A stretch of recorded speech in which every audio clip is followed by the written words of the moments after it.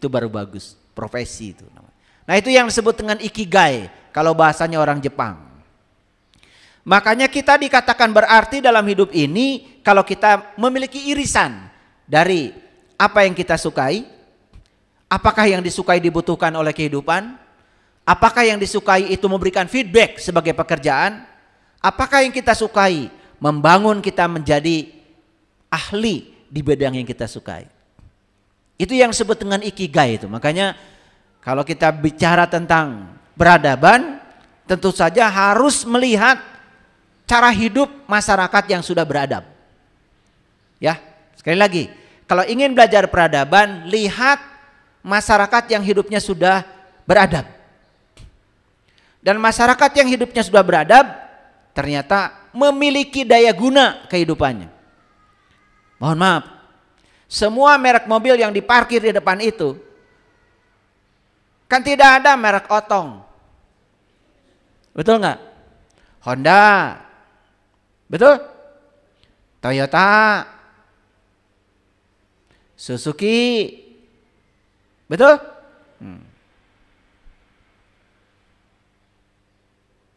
Itu orang soleh itu yang mencipta, yang melakukan sesuatu, yang karyanya dinikmati orang banyak itu soleh. Dan sementara ini kita tahu yang namanya orang soleh itu yang banyak melakukan ritual, walaupun tidak ada dampak bagi kehidupan. Bahkan kita sering menganggap seakan-akan diri kita tuh paling soleh, walaupun kita tidak berdampak apa-apa terhadap kehidupan. Ini harus dipertanyakan. Karena kita datang ke dunia untuk ikut serta mempercantik dunia yang sudah cantik ini.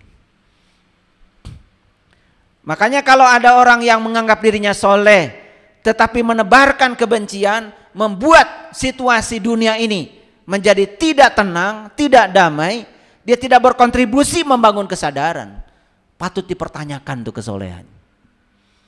Karena ciri orang yang soleh itu dia menenteramkan, membawa kesejukan. Kalau bahasa Quran, illa kilan salaman salama. Tidak ada kata-kata dari mulutnya kecuali kata-kata yang mendamaikan. Jadi 4 kata ya. Do what you love. Apa implikasinya kalau kita melakukan 4 kata ini? 1, kita merasa kalau diri kita ini milik kita. Yang kedua, kita melakukan yang sebenarnya kita sukai. Dan kalau kita melakukan yang kita sukai, sama sekali kita tidak menganggap ada beban pekerjaan di situ. Dan yang ketiga, kita menjadi selaras. Kenapa? Karena kita melakukan hal-hal yang kita peduli dengan yang kita lakukan. Itu yang akan membawa kita kepada kebahagiaan. Masih ingat ya kajian saya sebelumnya? Ya. Kita punya pekerjaan, kita punya penghasilan, kita punya keahlian. Tetapi ternyata saat kita melakukan itu semua, kita tidak bahagia. Karena itu bukan yang kita sukai. Itu sangat berbahaya. Sehingga Senin, Selasa, Rabu, Kamis, Jumat bekerja. Sabtu Minggu liburan. Dan berharap kebahagiaan akan datang di akhir pekan. Ternyata akhir pekan duit juga gak punya. Mau liburan gak bisa. Betul gak? Sekalipun berangkat liburan, pikiran kita gak damai. Coba lihat orang liburan. Dari rumah ingin segera naik mobil. Macet sedikit tidak sabar. Dari mobil ingin segera naik pesawat. Naik pesawat juga gak sabar. Delay sebentar marah-marah. Sudah sampai di tujuan ingin cepat nyampe di hotel. Sampai di hotel ingin cepat ke tempat rekreasi. Terus aja pikiran bergerak ke depan. Terus kapan mau bahagia? Gitu kan kebanyakan orang liburan, gak jelas. Kenapa? Karena tidak bisa hadir di sini saat ini sekarang. Tidak bisa menikmati semua momen. Makanya kalau saya mohon maaf, saya mau liburan ya harus bahagia sejak dari rumah. Di rumahnya sudah bahagia, naik mobil bahagia, kena macet bahagia, tenang aja. Pikiran hadir di sini saat ini sekarang sepenuhnya. Jangan biarkan pikiran membawa kita ke masa depan. Ini bahayanya pikiran. Karena pikiran itu senangnya tergesa-gesa. Betul nggak? Ini bahayanya kita ada di sini tapi pikiran menghendaki kita ada di sana. Coba maaf ya, maaf. Ini yang ngaji hari ini di sini nih, ngaji di sini. Buat apa ada di sini? Kalau pikirannya ada di sana. Tapi kalau mau di sini, sepenuhnya di sini. Hadir di sini, saat ini, sekarang. Nikmati masih bisa duduk. Bisa duduk tuh mewah loh. Nikmati masih bisa memperhatikan saya. Mewah itu. Karena suatu saat tidak bisa menikmati itu lagi. Betul nggak? Nikmati tangan masih bisa ngangkat air untuk diminum. Mewah loh itu. Dan semua kemewahan ini tidak akan kita rasakan di sini saat ini sekarang. Kalau kita membiarkan pikiran membawa kita ke masa depan. Jadi bahagia itu sederhana sebetulnya. The present moment. Bahagia itu adalah the power of now. Hadir di sini saat ini sekarang. Itu bahagia. Sesederhana itu. Oke, ini udah mulai panas ya. Nah, kalau sudah mulai panas, masuk pada inti pembicaraan kita.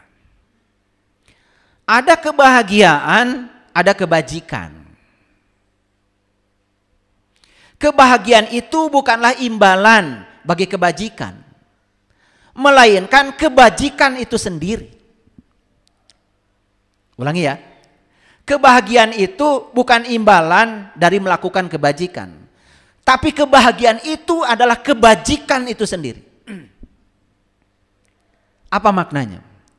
Kalau kebahagiaan itu imbalan dari melakukan kebajikan, berarti kita melakukan kebajikan dulu kan, berharap setelahnya dapat kebahagiaan. Berarti saat melakukan kebajikan kan tidak bahagia. Terus saat kita melakukan kebajikan tidak bahagia, hasilnya seperti apa? Keluar dari kata-kata tadi, tidak do what you love. Keluar dari situ. Akibatnya apa? Kita melakukan kebajikan itu asal-asalan. Tidak sepenuh hati. Ngasih sama orang lain ala kadarnya. Itu pun yang tidak dibutuhkan oleh kita. Karena sudah tidak dipakai oleh kita, berikan pada orang lain. Karena kita sudah berkelimpahan, berikan pada orang lain. Kita tidak pernah memberi yang terbaik buat orang lain.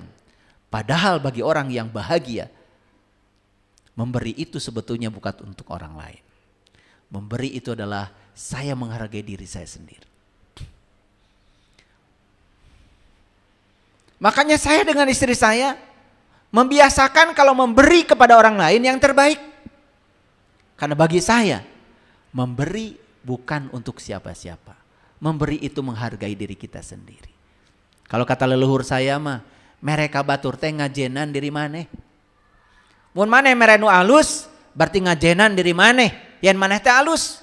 Mun maneh merenu goreng ka batur, berarti maneh teh teu ngajenan diri maneh. Ulangi ya. Jadi kebahagiaan bukanlah imbalan bagi kebajikan, melainkan kebajikan itu sendiri. Saya ambil contoh yang sederhana. Sholat kebajikan? Oke. Puasa kebajikan? Oke. Zakat kebajikan? Oke. Saum kebajikan? Oke. Haji kebajikan? Oke. Umroh kebajikan? Kalau kebahagiaan itu adalah imbalan dari kebajikan, berarti saat kita melakukan semua yang disebut kebajikan oleh kita, kita tidak bahagia. Bahagianya nanti, katanya nanti di sana, di sana. Entah di mana saya juga nggak tahu. Kenapa tidak di sini? Kenapa tidak sekarang? Kenapa ketika sholat itu kita betul-betul merasakan kita itu hadir. Dan Sang Maha Keberadaan juga bersama dengan kita hadir. Dan itu kebahagiaan yang sangat luar biasa bagi orang yang tahu ilmunya, tahu caranya. Tapi bagi mereka yang menganggap kebahagiaan itu adalah imbalan dari kebajikan, hanya berangan-angan setelah melakukan kebajikan nanti dia akan bahagia. Ternyata setelah dia melakukannya pun dia tetap tidak bahagia. Paham? Udah mulai masuk. Nah, makanya dikasih warming up dulu supaya fokus. Jangan sampai gagal fokus. Nah, pandangan tradisional, maksudnya pandangan kebanyakan orang, kebajikan itu sering dianggap sebagai jalan menuju kebahagiaan. Jadi kalau sudah melakukan kebajikan, nanti akan bahagia. Berarti saat melakukan kebajikan, tidak bahagia. Itu adalah angan-angan tentang kebahagiaan. Makanya saya pernah mengatakan, siapa yang selalu menunggu nanti bahagia, selamanya akan menunggu, tidak akan pernah bahagia. Karena menurut hukum tarik-menarik, hanya kebahagiaan satu-satunya jalan untuk meraih kebahagiaan. Tidak ada jalan lain untuk meraih kebahagiaan kecuali kebahagiaan itu sendiri. Makanya saya sering ngasih pertanyaan, mana yang paling bagus? Bahagia dulu baru teman datang, atau kalau teman datang baru akan bahagia? Bahagia aja dulu, baru teman datang. Dan pasti teman yang datang akan membawa kebahagiaan. Karena kalau kita bahagia, bahagia akan menarik bahagia. Tapi kalau kita baru bahagia kalau teman datang, mungkin teman datang, tapi teman datang bawa masalah. Karena saat kita, semoga teman saya datang supaya saya bahagia, berarti saat kita sedang mengatakan itu pada diri kita, kita sudah bahagia belum? Belum. Maka ketidakbahagiaan akan menarik ketidakbahagiaan. Tapi begitu datang ketidakbahagiaan, kita sering menolak. Seakan-akan itu bukan buatan kita. Oleh karena itu saya kasih tahu, di dunia ini nggak ada orang lain. Yang ada cuman satu-satunya diri kita. Semua hal yang terjadi dalam kehidupan kita, itu adalah kita sendiri yang mengundang. Cuman kita tidak jujur. Karena selama ini kita tidak sadar. Pikiran dan perasaan kita yang telah menarik semua hal terjadi dalam kehidupan kita. Cuman kita tidak jujur pada diri kita sendiri. Karena selama ini kita menempatkan diri kita sebagai korban. Seakan-akan kita korban dari perilaku orang lain. Padahal kita sebetulnya pelakunya. Kita sendiri pelaku. Paham ya? Saya baru saja ditipu orang, pasti merasa korban. Saya bilang, Anda pelakunya. Kenapa? Karena Anda bodoh. Kalau Anda nggak bodoh kan nggak mungkin ditipu orang. Ditipu orang itu hanya semesta sedang mengingatkan, Anda harus belajar lagi. Jadi pelakunya bukan orang, pelakunya adalah Anda. Paham? Ini namanya meniti ke dalam diri. Belajar tanggung jawab ke dalam. Sudah terlalu lama kita hidup menyalahkan orang lain. Ketika pasangan kita seperti yang tidak seperti yang kita ingin, pasti kita akan menyalahkan pasangan kita. Gak bener itu ini, gak pernah ke dalam. Padahal tidak ada yang terjadi dalam kehidupan kita tanpa diundang oleh kita. Clear? Nah, pelan-pelan. Oke, baik.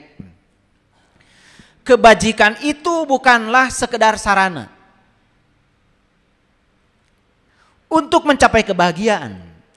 Tetapi kebajikan sendiri merupakan bentuk tertinggi dari kebahagiaan. Ulangi ya.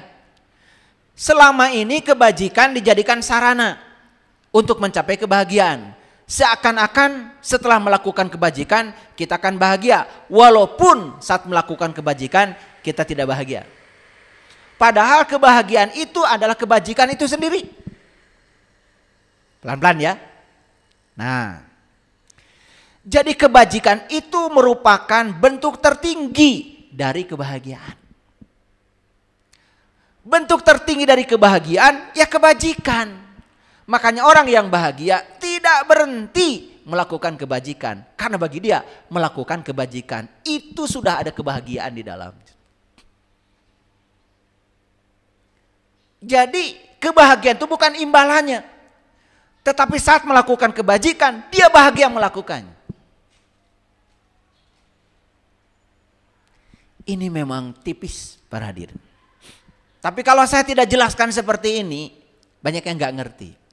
Ini scientific, ini science. Yang saya bicarakan, ini hal yang bermutu. Saya tidak mau memberikan hal-hal yang biasa-biasa kepada orang-orang penting. Gak mau. Saya kasih yang bermutu, yang sudah teruji. Dan saya sudah melakukannya. Coba. Orang yang mempraktekkan kebajikan, kejujuran, kasih sayang. Percaya nggak sama saya? Dia akan menemukan kebahagiaan dalam diri mereka saat melakukan itu. Tidak usah menunggu. Betul? Coba. Ketika kita melakukan kebajikan, kejujuran, kasih sayang, kita akan menemukan kebahagiaan dalam diri kita. Bahkan orang yang sudah bahagia saat melakukan kebajikan, dia tidak mengharapkan imbalan apapun dari luar.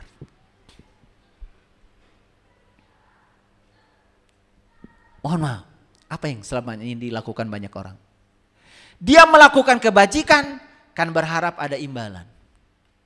Dan ketika dia mendapatkan imbalan, dia merasa bahagia. Padahal mendapatkan itu bukan bahagia. Mendapatkan itu senang. Karena bahagia itu pada dasarnya adalah melepaskan. Dan tidak mungkin ada orang yang mau melakukan kebajikan kalau dia ingin mendapatkan. Karena kebajikan hanya bisa dilakukan oleh mereka yang siap melepaskan. Saya kasih tahu. Anda punya uang. Kalau Anda tidak mau melepaskan ikatan Anda pada uang Anda pasti tidak akan melakukan kebajikan. Justru saat kita melepaskan uang kita dan kita melakukan kebajikan, kebahagiaan itu sudah ada di situ. Melekat di dalamnya, bukan imbalan dari melakukan kebajikan. Maaf sekali lagi. Selama ini kan kita, kalau kita melakukan yang disuruh Allah, kita akan dapat surga nanti. Kalau kita tidak melakukan yang diperintahkan Allah, kita akan dapat neraka nanti. Begitu kan? Berarti kita itu melakukan kebajikan, mengharapkan imbalan. Terus ikhlasnya di mana? Sedangkan kata Quran, Allah itu hanya akan menerima ibadah orang-orang yang ikhlas. Ini saya kasih tahu. Kalau setiap kita melakukan kebajikan selalu transaksional dan berharap orang lain membalas, Anda belum melakukan kebajikan. Anda baru tukar-menukar kebajikan palsu kepada orang lain.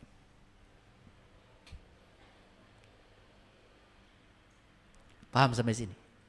Oke. Nah sekarang, jika kebahagiaan tidak lagi dianggap sebagai imbalan bagi kebajikan, berarti dasar moralitas bukanlah lagi reward and punishment. Bukan imbalan dan hukuman. Maaf ya, kan banyak sekali sekarang ini menganggap orang lain cukup bermoral. Betul nggak? Padahal yang dia lakukan itu berbasis reward and punishment.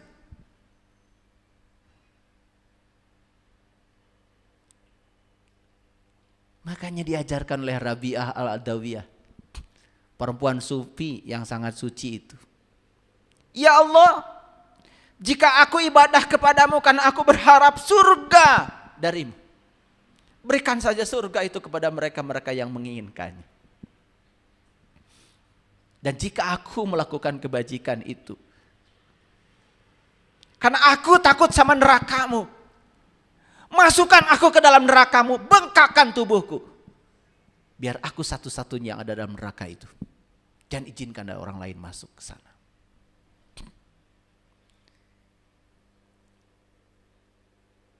pelajaran dari Rabi'ah Al-Adawiyah. Harusnya itu menjadi cermin. Dibaca berulang-ulang setiap kita mau sholat. Dinadomkan di speaker. Ilahi las tulil firdausi ala. Sering dengar itu? Kita nggak peduli, nggak tahu isinya apa. Yang nadom juga nggak ngerti. Padahal itu kata-kata yang sangat dalam. Ya Allah, jika aku ibadah kepadamu karena mengharapkan surgamu, firdausmu, berikanlah surga itu kepada yang lain. Dan jika aku ibadah kepada karena takut nerakamu, masukkan aku ke dalam neraka itu dan bengkakkan tubuhku agar satu-satunya aku yang ada dalam neraka itu. Itu sumpahnya Rabi'ah Al-Adawiyah. Makanya aneh ya, ada orang di Arab lahir ke dunia namanya Rabi'ah. Kan Rabi'ah itu Ruba'ah. Ruba'ah itu 4. Coba. Kalau orang Sunda lahir ke dunia diberi nama 4. Awas. 4 Fatimah. Itu orang Sunda. Tapi 4 yang dibaca orang Sunda bukan opat. Da Sundana 4 mah opat. Coba begitu lahir ke alam dunia diberi ngaran opat. Saja dengan putra bapak teh opat. Tuh, pasti akan ramai kan? Ramai tetangga. Betul nggak? Iya. Nah makanya di Arab pernah ramai.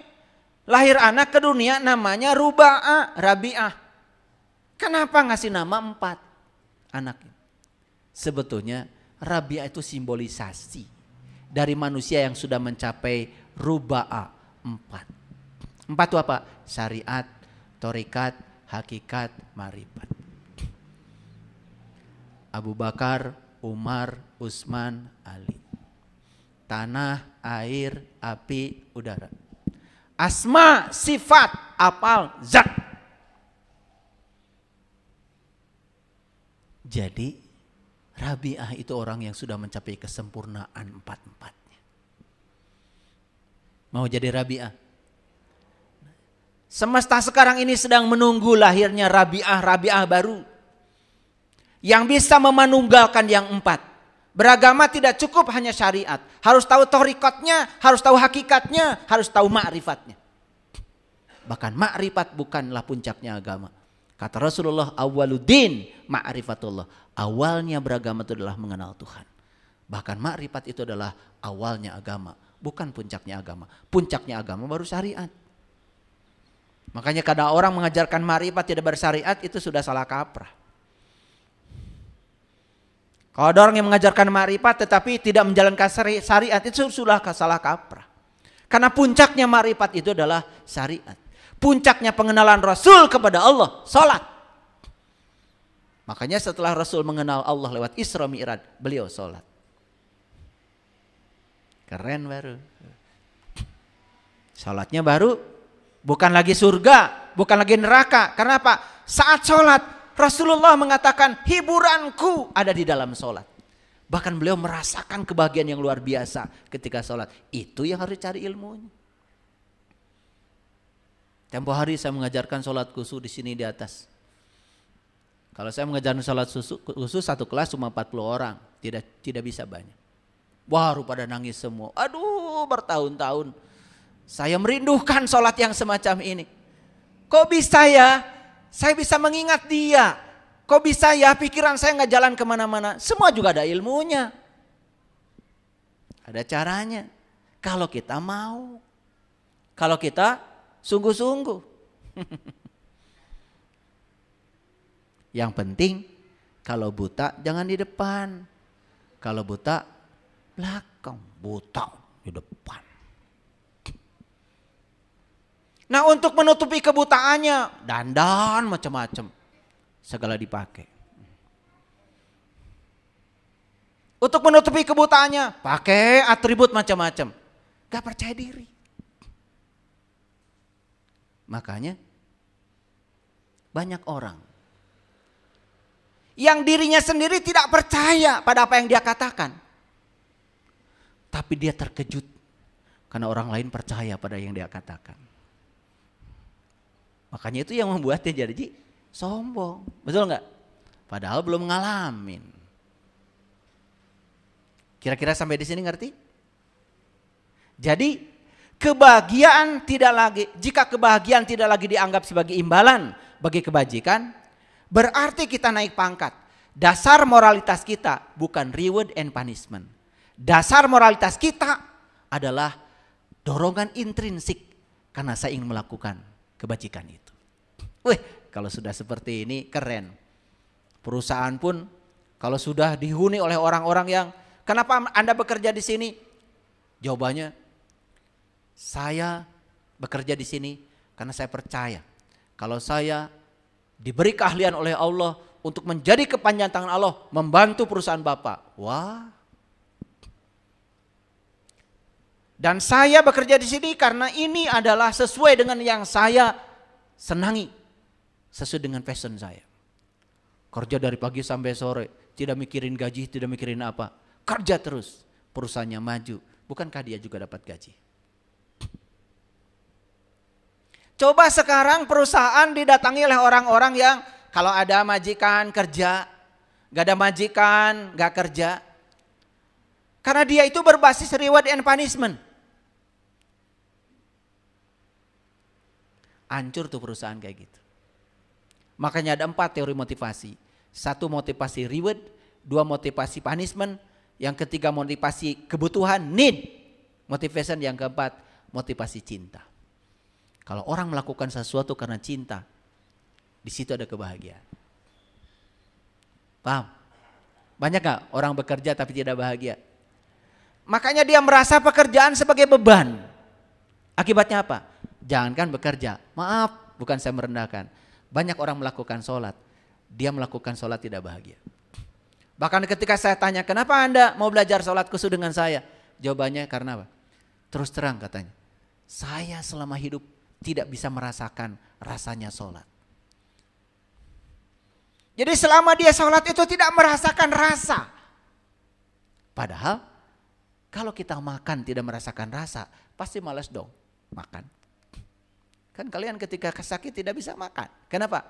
Karena tidak merasakan. Nah sekarang bagaimana kita melakukan sesuatu sementara kita tidak melakukan, tidak merasakan yang kita lakukan. Boro-boro bahagia, merasa damai aja ketika sholat. Coba kalau orang yang sudah mengalami, begitu dia bilang, ini wajah, aku hadapkan wajah batinku kepada zat yang telah menciptakan langit dan bumi. Gak kemana-mana tuh. Dia sudah tahu menghadapkan wajah batinnya kemana. Bukan ke kiblat. Kan yang disembah oleh kita Allah. Dan Allah mengatakan, kamu dikatakan telah menyembahku kalau kamu telah mengingatku. Batinnya cuma ke situ aja. Enak. Berjam-jam sholatnya. Jadi baru tahu, oh pantesan Nabi Muhammad sholatnya sampai kakinya bengkak.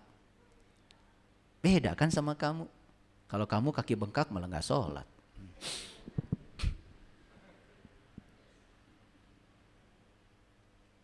Jadi bagi orang yang sudah menjalankan moralitas tidak berbasis reward and punishment. Bukan karena surga, bukan karena neraka, melakukan kebajikan karena dia bahagia melakukannya. Ini sudah naik 1 tingkat. Kebajikan dipraktekkan sebagai sesuatu yang baik dan benar dalam dirinya. Dia melakukan kebajikan karena dia ingin melakukannya dan dia bahagia melakukannya. Coba lakukan kebajikan itu karena kamu bahagia melakukannya. Percaya sama saya, di situ yang akan turun apa? Wa yarzuqu min haitsu la yahtasib. Kamu akan dapat rezeki dari arah yang tidak disangka. Makanya hidup jadi menakjubkan. Aduh, kalau tahu rahasia hidup. Menakjubkan hidup itu. Luar biasa. Badan jadi sehat. Ya tak? Pikiran jadi tenang, jiwa kita jadi damai. Ya, betul nggak? Kan nggak apa-apa kan, sehat juga, yang penting banyak uang.